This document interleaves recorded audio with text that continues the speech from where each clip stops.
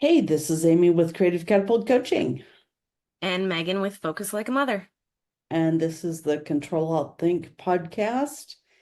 And we are talking about major transitions, kind of like leaving your space and being on vacation and transitioning back, or changes from summer to fall, but major changes to routine and the discombobulation that can bring, even though it's often good. Hmm. I know you're starting some school after running, after school running. Uh-huh.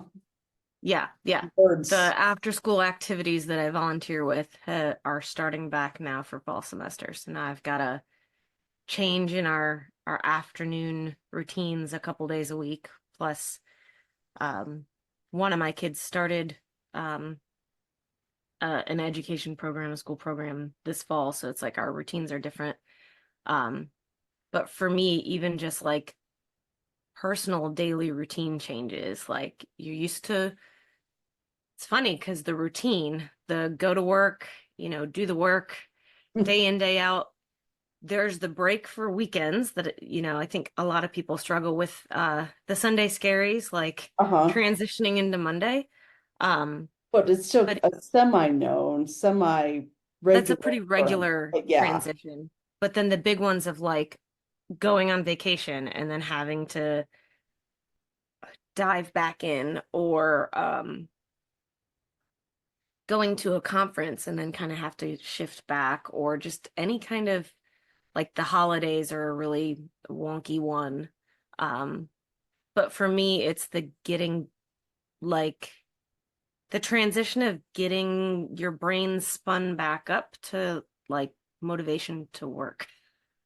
Yeah, for me, am visiting a friend that I've known forever, and I've traveled to see her multiple times. And so we have some semi-routine patterns that we typically go through. And it took me like 2 or 3 days, not just the flying to get here, but then just kind of settling in and readapting and kind of get into rhythm. And, I fly back home tomorrow. And it's funny because I remember having conversations with clients, and I'm now going, I should have taken myself up on this advice. Is like we've often realized that somebody needs to give themselves a half day or a full day of kind of working or reorienting to kind of get back into the rhythm, before jumping back into meetings and Hmm. all of that. It's like you might be back at work, but you're kind of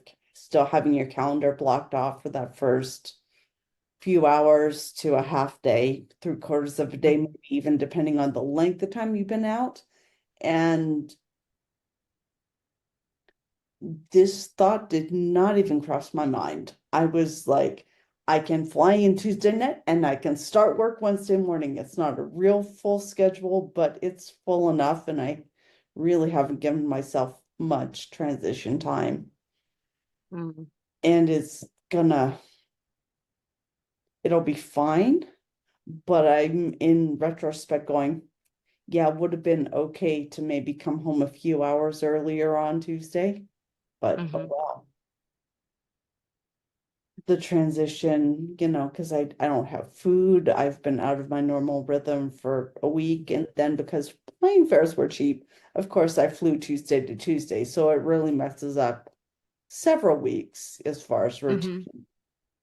But Yeah, and I did something similar to myself last week. We got back Wednesday evening, right around dinner time. But then I have to, get not just myself settled in, but all the small people and everybody else settled in. But then we dove straight back into like Thursday was jam-packed full. Um, that it was like, what did I do? So Friday, I actually didn't go to my usual Friday networking meeting. I was like, nope, I'm staying home.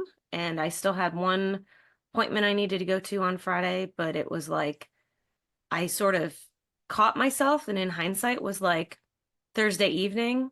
Well, Thursday morning I looked at my stuff to do and went, "Oh, this is not going to be pleasant. Um, and so then by the end of the day, Thursday, I was like, well, I can take control over what I have control over. So for Friday, it was like the optional things I don't have to go do and I can give myself a break. But there's a couple sayings that come to mind. One of them is I need a vacation to recover from my vacation. I've heard Uh, that one multiple times. and then from the corporate world, those that go on vacation get punished. And it's not like oh, you're going to be punished for going on vacation. It's the catch up that comes from being on vacation. And so the pile of emails or the backlog of meetings or communications or other things that have to be caught up on, it's almost like this overwhelming feeling of if you can truly disconnect, because the trade-off is to not actually fully get out of your routine when you take whatever the break is, whether it's a holiday or vacation or time off, whatever it is, change in routine. If you don't fully make the transition one way, you're not fully making the transition back, but there's sacrifices in between. Yeah. And So yet I still know how really essential it is to disconnect and have that recharge, have the different experiences, even if in the moment it provides some disorientation or a little bit harder transition. At least for me, I mean, I know some people with the sensory stuff, it requires a much higher level of self-management and planning.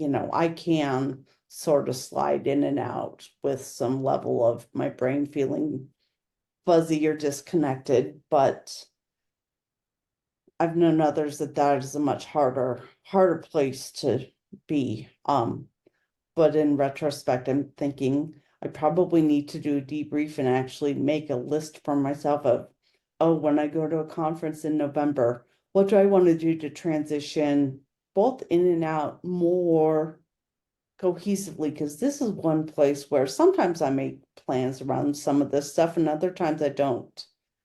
And mhm, this time I didn't. And it's like, oh yeah, there are some small things I can do to kind of even out the bumps. mhm. One of the things that I used to do that I probably need to get back to doing since we just got back from our trip, um, I feel like it was easier when I had being an entrepreneur and having a more varied day makes it a little more complicated, but it really shouldn't be. Um, I would make, I would basically make myself a list as I was transitioning out of my old whatever routine. It's like, here's where I left off on these things, or it's Kind of kind like of like breadcrumbing yeah, for yourself. like breadcrumbs, or the idea of hanging your worries at the door when you're like going into a coaching call, kind of leaving those things. Same thing for like going on vacation. Here's all the things I was in the middle of for work, and I am going to leave them here. And then when I come back, I've got the breadcrumbs I can pick back up where I left off. And hopefully, I think one of our conversations, we talked about seeding the brain, kind of like leave those seeds there.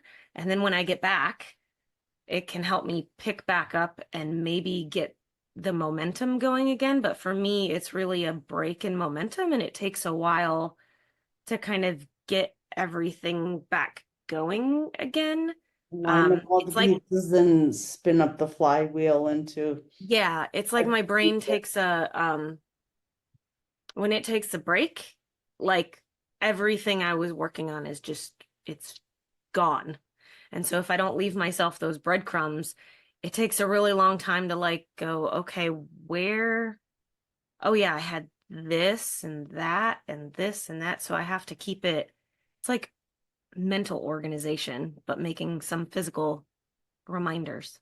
yeah, I should have also, I've been certainly had a few things on my mind that I should have made notes so I could let them go and be here in a different way than I have been, which is again part of my intention was to have some time and space to work on some other projects. Um, but there's a few things that, I'm wondering, oh, how is I've got some repair issues on my apartment that were supposed to be covered, and well, albeit I gave them permission to enter and some other stuff. I'm not, that may add some other dynamics back when I get home because I'm not convinced that it's been completed. So Mm, the way I expected it to be and with the property management company. However, I won't know that until I get there and see what's happened or hmm hasn't. But some other things I kind of wish I had done. I wish I'd, thought about putting in a grocery order to pick up when I get home. I still could do this.